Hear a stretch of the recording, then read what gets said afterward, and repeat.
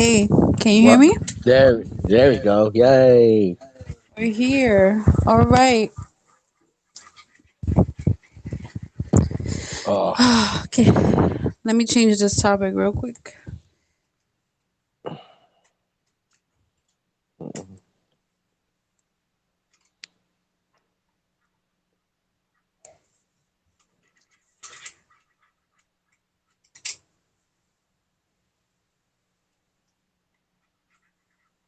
Street light.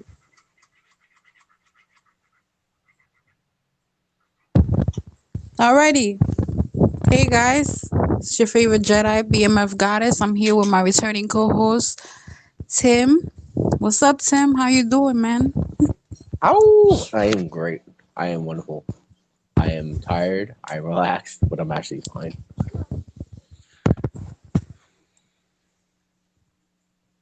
So let's talk about the topic of surviving street life.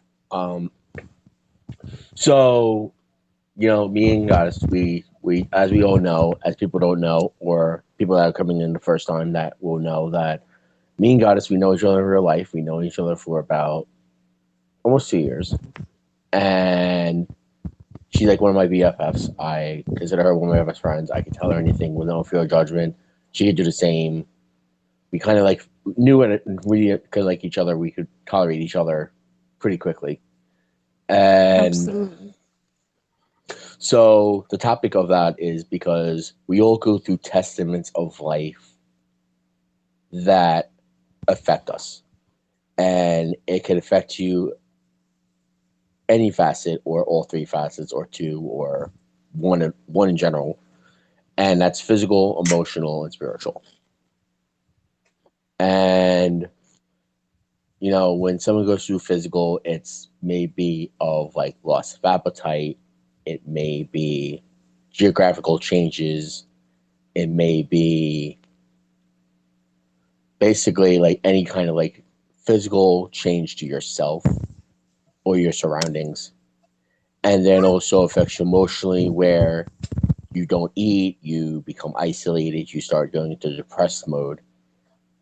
And then Right. spiritually, where it affects you, where you feel there is no the higher power of your understanding, or if you have a higher power of understanding, is trying to put an obstacle in your way that that it's a basically it's a why me, why do you do this to me, crying out. And so the reason why I thought about this topic is because we haven't been on in a while. We haven't done a show together in about close to what, 2 months?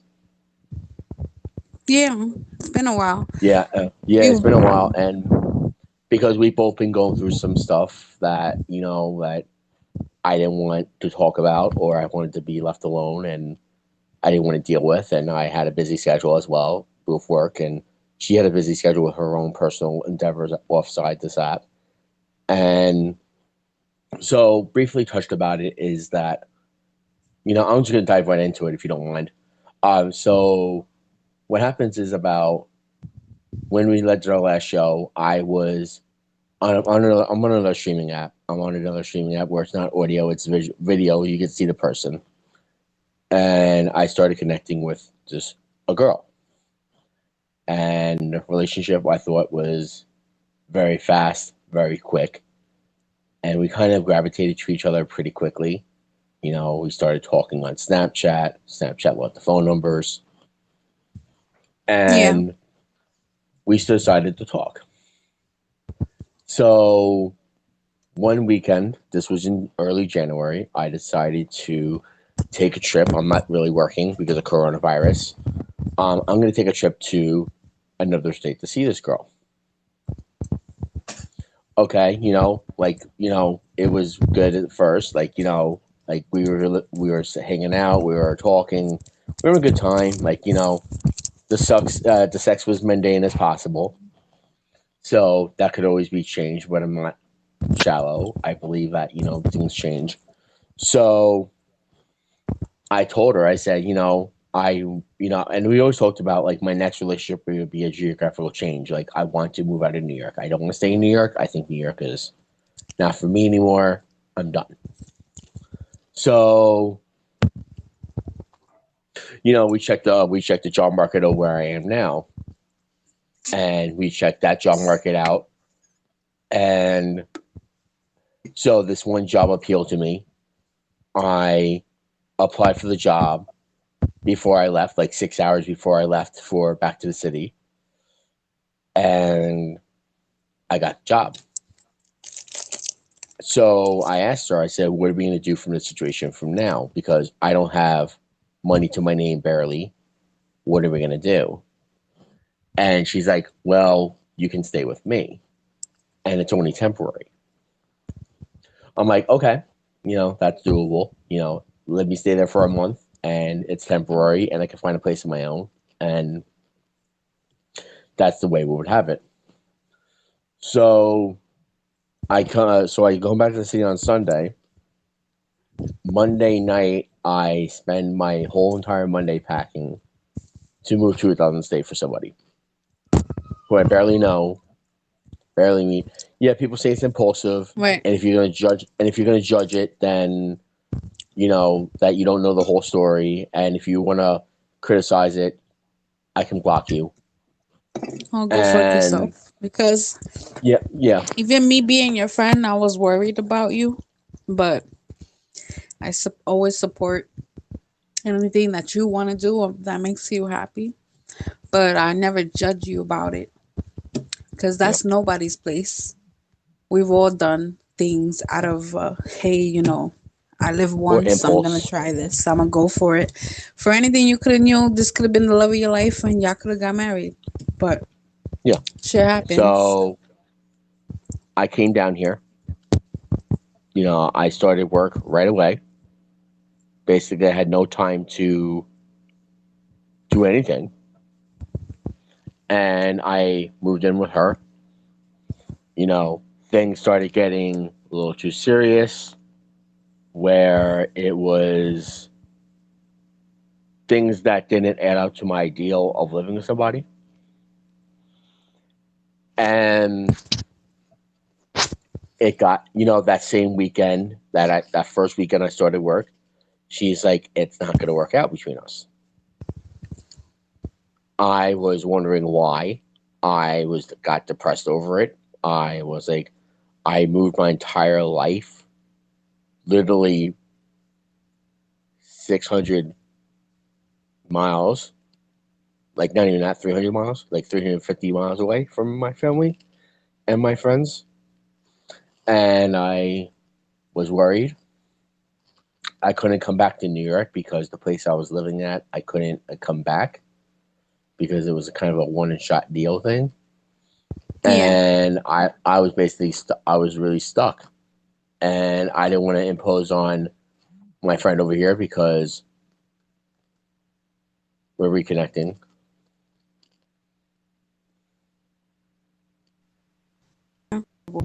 So, yeah, so what happened was that we basically, you're reconnecting again, huh?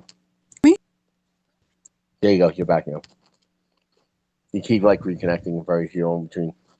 But no, so what happened was that I was like, what are we going to do from here? I didn't want to impose on my friend over here because she's in no position to offer me a place to stay because I don't want to talk about her situation on there because, it's not my place, it's not her place, and we really don't need people to know that. But so I had all these friends in New York and I didn't want to impose on anybody. So I decided to say, hey, you know what? I'm just going to rough it out. So I went to work that weekend. The snow came. It was a snowstorm for a good 3 days. And that Tuesday, my last day off before I went back to work on a Wednesday, it was a little odd. Like Monday night, I cooked for her, and we had a cooked meal, and I thought we were going well. And then Tuesday night, morning comes in, she's working from home. She's doing her work at home, And the next thing I know is that, I'm upstairs and I'm hanging out with my friend, talking to my friends and on the phone, and I'm just bullshitting and whatever else. And the next thing I know is that police are at the house. Why are at the house for? Like, What? what happened? Like she called the cops, and and I went downstairs and I was wondering what happened, and the cops were like, "Well, she doesn't feel safe you being here. You need to leave." And I said, "Officers," I said, "You know what? That's totally fine, officers." I said, that's what she wants. I'm gonna give her what she wants because I'm not Unbelievable. gonna. Yeah, Did I you was kind of guys shocked by it. sleep together? Um, like we slept together, but then she had a 3 bedroom townhouse, so she could sleep in another bedroom, and I slept in another bedroom. No, But I we meant agreed to like, the. did you guys Oh like, yeah, oh were you yeah, guys oh yeah. intimate? We were intimate like probably 4 or 5 times. I'm just trying to figure out where the fucking flip of the switch came from. Yeah, like that's what everybody's trying to figure out. Even friends of hers that are out here are trying to figure that out. So she, so I told the officers. I said, okay, I'll leave. Not a big deal. Like, I'm gonna pack myself now. And but I told the officers, said, just let you know, officers. I said I do have a couple other things here, and I will contact her when I need to get the rest of my stuff because I can't pack it all in this one duffel bag I have. And they said Yeah. that's she's like that's fine, and and they didn't take a report, nothing, whatever. I kept true to my word. I didn't contact her until I needed the rest of my stuff. I Yeah. worked my tail off. I did what I had to do. Like, she lived literally 30 minutes away from my job, 30, 40 minutes away from my job, public transportation. Like, me, the where I live now, it's an hour and 40 minutes away from my job. So I would have to wake up an extra 2 hours, 3 hours earlier to go to work every day. So Crazy. I got resentful with that. So I packed my stuff. I gave her her spare key that she gave me. I Good thing I had money in the bank from my bank, and I basically stayed at a hotel, and I stayed at a hotel for 2 nights, and I found where I'm staying now, and Yeah. And you that's toughed it out and you made a good situation out of a bad one. yeah, and it's been like it's been crazy out here because I don't know nobody out here. I'm completely by myself. I have no family out here. I have no friends out here. I am completely like by myself. Terrible. And I It's miss just you. I know I miss you too, and it's been very hard. And so I found a place I'm at work now, and I was not really happy at the job I was at. So I good thing I have money coming in still every week. I was kind of stuck, and I'm like, you know what? I'm going to apply for this one job. And everybody's like, oh, well, you're a chef, like Chef Wolf. Like, I'm a chef out here. Like, I'm a chef in New York. I can make it really anywhere. That is not necessarily the case. I'll tell you that all now. So I found a job near my old job, and it was a quick serve. And they were going to offer to pay me. Now you're ready for this, and this is where everyone's surprised. Like $10 an hour to be a chef. Wow. That is insane. But Yeah. it's because it's way different over there because a lot of companies It's they don't have to pay more for unless they have a certain amount of employees, and minimum hmm wage is different, which is why right now the president is actually fighting for us to have a 15 minimum wage all over the place no matter what. yeah, and that's the thing. It was $10. It was $10 an hour. Minimum wage out here in Pennsylvania is $7.25 an hour. But keep in mind that it is cheaper living out here than in New York. So I was like, I will take it. I need a job. I'll take it. And I said I need a second job to be supplement my income. So I found another job, and then I found out ins and outs of that job very quickly. I'm good at what I do. I know what I'm doing. It's another quick serve place. But I found out after I took the job that I found out that their standard practices of hiring was that they're going to give me training hours, but they're going to pay me minimum wage at training hours before they give me a standard wage. So give someone a $7.25 an hour for 35 hours of a first paycheck. You're not Oh going to my make God. much. So I was very dissatisfied with that. I've been on Indeed looking for jobs, and now it's like I decided to quit those two jobs, and it was a job, and I don't know nothing out here. Like I don't know what's nearby, what's not. So I applied for anything, like anything that's a better wage. So I got a lot of hits from it. Sometimes like I would apply for a job, and then I would Google Map it when they called me for a job interview, and I had to call the job interview after when I was on the phone with them. I said I can't take it. I'm sorry, because I don't drive. Public transportation would have took me 3 hours to get to work every day. I'm like, that's too much. I can't do this. It's a lot. The And survival hello, welcome. tactic. Yeah, it's all about survival, like cook by cook. Hello, person who just came in. How are you? I hope you're doing well.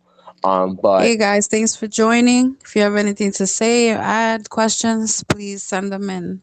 I'd love to yeah, engage. let us know Discussing the about your survival survival. tactics of life, namely New York, because that's where I'm from. And New York has this famous saying, if you can survive here, you can survive anywhere. And that's because this big city is one of the most dangerous, most expensive, difficult places to survive in, let alone live.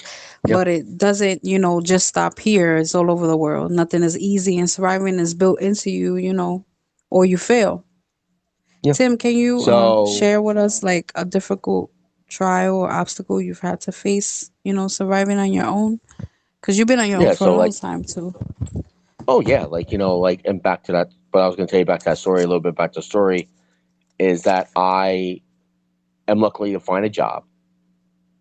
Public transportation alone, it takes me 6 minutes to get to work every day, but it's a 20-minute walk to the train station every day. So I'm blessed that I found a job that's closer. But Yeah. like God has said, if you can make it in New York, you can make it anywhere because New York is rough and New York is tough, and it is. Everybody has in every single state. There's a thing like brother, like a tactic, basically saying, oh, you have to be tough to be out here, in case may be, and you have to hang out the best. Like I bring my New York City attitude to Pennsylvania. I am very tough. I'm very, I don't let things get to me because I'm like, when I hear things down the street, I laugh because I think it's funny. Because if you can call me that, you have no idea. Because I come from New York, where you get called 10 times worse than you do out here. It's like, okay, cool. Like perfect example is that my first week out here, I smoked my cigarettes, and I'm smoking a cigarette down the street to go to work every day. And this guy's like, excuse me. And in New York City, out of the years I smoked down the street to go to work or walking in the city, nobody Yeah. remotely got up in your face for a cigarette. You tell someone says excuse me to you, and these are the homeless people.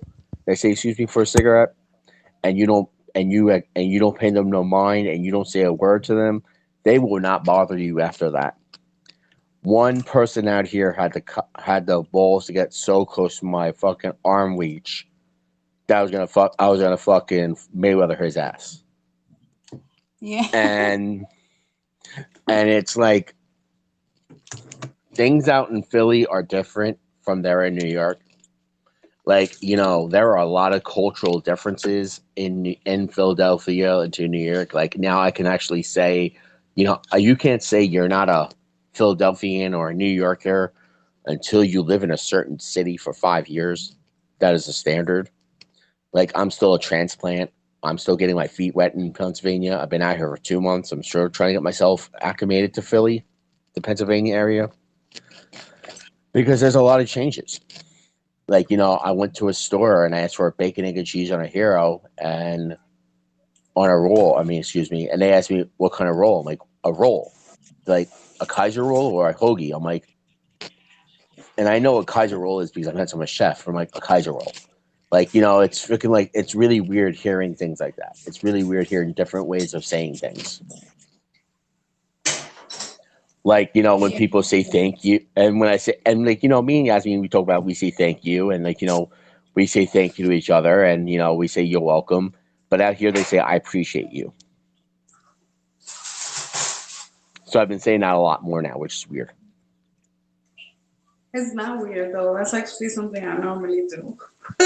Yeah, but You know, it just, it but just feels no, weird yeah, saying we things. definitely don't do that here in New York. Yeah, and you're ready for like a really big difference in New York, and you're ready, and here's a difference. And you read my bio, right?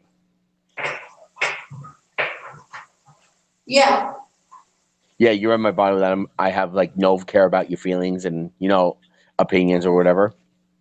So now this is where everyone's gonna be like, I don't care really what anyone says after this, but those bodywork places that you find in New York City. Yeah. Okay, there you go. There's a difference right there. You go to New York City. I've done experiences in both Philadelphia and New York.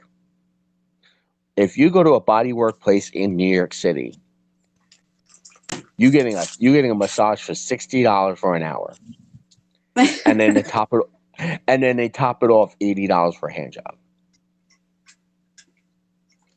In New York, Yeah. In Philadelphia, and now you ready for this? In Philadelphia, yeah, you're gonna laugh, and I hope your man's around listening to this afterwards. But He actually stepped out. but here's the crazy thing. He can listen to this later. But in Philadelphia, I will give this girl $60 for a bodywork hour massage. Right? I give this girl $80. She's sucking my dick. Oh, in Philly. Okay, so that's how it works over there. Wait, so you said that so You it's get a cheaper hand job, over and you get a there. hand job. You no, you get you. It's the same price, but in New York City they give you a hand job. In Philly they give you a blow job. Okay, okay. So I'm like, I'm thinking I'm starting to like it out here, but it does come costly. Come on, $140 for every week will run you dry. But Yeah. I wanted to Yeah. I wanted to experience it here because I didn't know what it was like. So I can click Right. that off my bucket list. Dope, dope. Yeah, Thanks for that since story. You've helped a lot of yeah, people right yeah. So you want to compare body workplaces, what they do in Arizona or whatever else you come from. Please share the story. But no. So since I left that situation, I have attempted Facebook dating. I That's where I mostly find He's brave people. for this because really they are brave for this because I mean going through so much like that would kind of scare a person. So you're definitely brave. Yeah.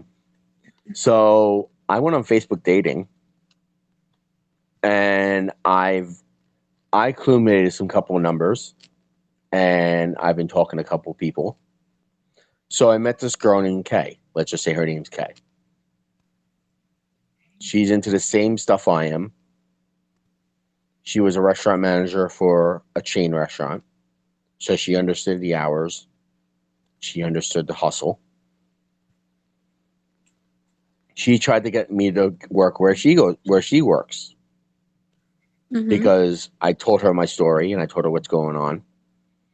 And she's like, you can get paid a lot more working outside of Philadelphia as a chef. Right.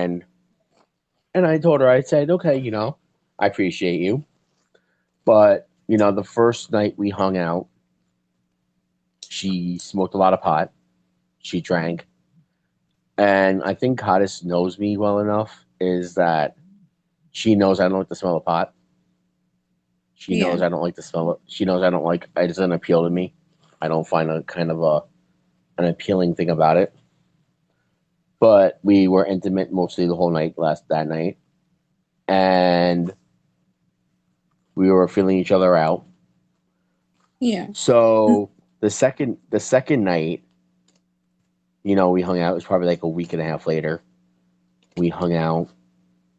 We it was right after work when I was working this one job in Center City, and we hung out and we were intimate. And then she drove me home, which I appreciated. And then we were talking for a while, and I'm feeling okay. I got the ghost, like she ghosted me, whatever. So I was about to delete her number, and I said, okay, I guess that you're ghosting me, so I'm going to delete your number because and that's the one thing I hate is ghosting. If someone's not your fucking cup of tea and someone's not really matching your equal, and you've been talking for a while, or you met each other a couple of times, and they're not Yeah. matching your cup of tea, just say, hey, I'm not interested anymore. Just Me, be no. straight up. Right. I'm totally Just, agree with that. like, be a fucking man about it, or be a fucking woman about it. Be human about it, and just fucking say, hey, I'm not really into you. Yeah. So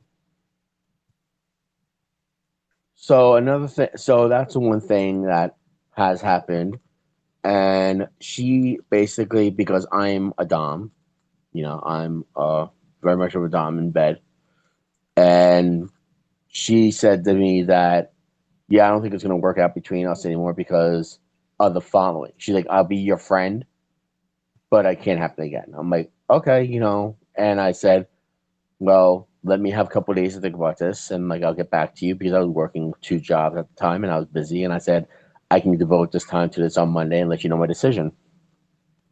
She made it easier because she texted me at 3, 4 in the morning, especially when I had to be up at 6 o'clock in the morning, 7 o'clock in the morning. So she made it easier. She kind of tried to assassinate my character, and she's like this. She's like, I don't know who's happy making $40 an hour as a chef.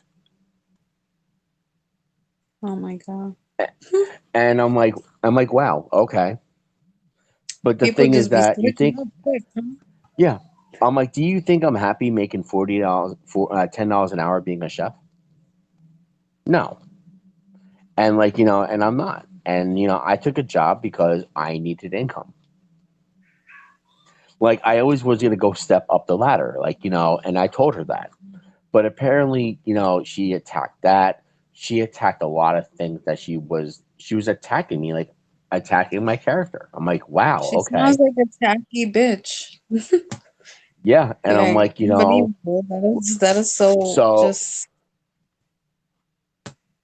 yeah. um, I'm So I gonna so I blocked her, and I moved on from it. But I also had another issue happen recently where I had and I really don't care who hears this because it's very present to hear. I had an issue where my nephew, and I'm using quotations, nephew, was basically chatting with a girl who was underage and he's 19. yeah, that's a whole And nother topic. I found that out on Facebook, and because my my sister-in-law messaged me and told me, and I was shocked. I was taken back by it. I was shocked. I was like, that's not real. That's false. But that's happened. And to me, it's very, very disgusting. I don't think It that. is. But yeah, I don't want to get too much into that topic.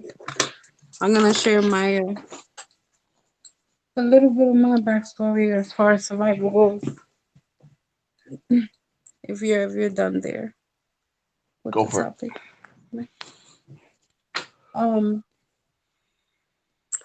I left home really young. I was 12 years old when I left home, and it was due to a lot of turmoil going on in my house. Growing up with my mom on drugs, and the whole shitty story that a lot of people go through. So I was on the streets from when I was 12. I, I remember when I first left. I didn't really know where to go, so I naturally gravitated to the parks. I spent a few nights on the streets. From there, I would go, friend's house when I could, but mostly my life was on the streets. And surviving on the streets in New York is one of the fucking hardest things you could do in life ever. I do not recommend it to anybody, especially a young child. There's so much things that I have went through, suffered, seen, how to grow up too fast, and it's tough, man. A lot of people don't make it out like I did. A lot of people, turn to hard drugs. I never did, thankfully. Uh, a lot of people have prostituted themselves to get by. I never have, thankfully. I found my ways to get by. I've always been a hard worker. I actually had my first job at 12. You legally can't work till you're 14, but I found jobs that I didn't have to be on the books or whatever, but I found ways to maintain myself. And that's not always easy to do either. That's why you see people in the street that are noticeably homeless because they haven't showered or, anything. But I used to luckily keep myself up, but I've had really fucked up days, like from a rape that happened to me while I was homeless. I woke up one night with a gun to my head, and I was raped. Violence. I've had a fight numerous times. I've been arrested. Uh, you targeted a lot by abusive people. They gangs even try to recruit you. Uh, people who suffer from mental health issues. Like I have PTSD bad. I mean, it could be worse. I manage, but again, my story is different. And I'm not gonna go into great detail because we'll be here all day. But I've been through a lot of shit that people won't even dream about in one lifetime. I've had many professionals and doctors tell me that they don't know how I didn't end up a worse person or hooked on drugs or just dead. So I am a survivor and every meaning of it. And you know, I don't take these stories lightly. Like I want people to share because it's not something that's uncommon. It's actually too common. And yeah, that's pretty much it Yeah. from my side. And you know what? And here's the thing: is like like when it comes to survival, like I said earlier, it affects a lot of things. Like I came to New York City. I was in New York City when I started living in New York City when I was like 28, and I went there because I wanted to be a chef. I wanted to be this chef, and Where did I you accomplished come my goal from? out there. I came from Long Island. I was like literally like 2 hours away, and Okay. I always went to the city for like the party life, like like the village was my party life. Like that's where I was, Yeah. and you know, and oh, so one thing everybody's happy about too. On a side note, off the topic, but at least when I'm outside now, you don't have to hear a train going by every 10 minutes because I'm actually in the country now, so you don't have to hear a train go by every 10 minutes. Every 10 minutes now, so I It's can actually smoke a true. cigarette in peace now. People are like, "Are you on the train?" Like, Obviously, somebody's near the train. Ask a question that matters. Like, Yeah. So I came out for the party life, and I came to escape Long Island, and I wanted to be a chef, and I accomplished that goal. And I've been very blessed with good job opportunities out there. I've been really blessed with some shitty job opportunities. We all have had shitty opportunities happen to us in life, but the thing is that we have to make this a testament of who our character is and what it's about. Like we can either let this be something that hinders our growth or something that strengthens our growth. And yeah, that's what a lot of people are like. They want to stuck in stagnation, like, okay, I'm not doing anything with myself. Like, I turned, like God has said, I turned a shitty situation into a positive one. I live in a room on my own. I have a job that's 30 minutes away from my house. I'm very happy and convenient where I am. Do I miss my family and friends in New York? Absolutely. Do I miss them with everything I have? Absolutely. But the thing is that, you know what? I want to know who's going to be the first one to make an invite, say, hey, I'm going to come to see you in Pennsylvania. Okay. Just let me know when you want to come down, and we'll try to make time for that. But because we know that Friday and Saturday nights and Sunday nights are not really good for me to do anything because I'm working. yeah. So it's gonna be really hard. You know, and let's talk about something. Let's talk about something. Let's try to make this funny a little bit because we all serious and shit like this conversation and get me like emotional shit. Let's talk about some laughing shit here. Yeah, Um, so if everyone doesn't know that Goddess has a wonderful boyfriend who does indie pro wrestling, and he's good at what he does, even though he says that arsenal he has, and the arsenal is mostly blanks, but it's okay. But they're which facing a facts are proven to differ. yes. Some people differ, but I think they're shooting blanks most of the time, especially Mikey. But anyway, um, so they're facing a really prominent tag team next month, and that's a tag team that I remember watching many times as I grew up a kid. As I I grew up love. watching wrestling, I watched them every chance I got. I'm gonna mark out. Like, Uh, I think you and me are going to mark out you on know both I'm of that going. because, You know I'm yeah, going. I'm going to try to go, but I can't guarantee it's going to happen. Yeah. But they're facing Rock and Roll Express, and I'm sorry to tell you, but Zoltan has their hands full because even though Rock and Roll Express is now pushing near 60, they They will are in this. still, yeah, they will beat the pants off your boys because that's what happens.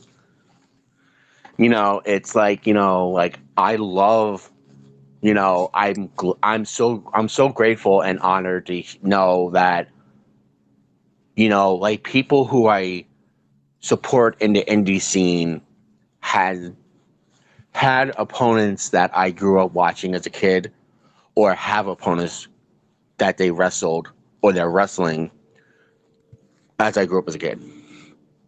Like look at Sinclair, who's wrestled, you know, Hacksaw Jim Duggan, these wrestlers as they grew up.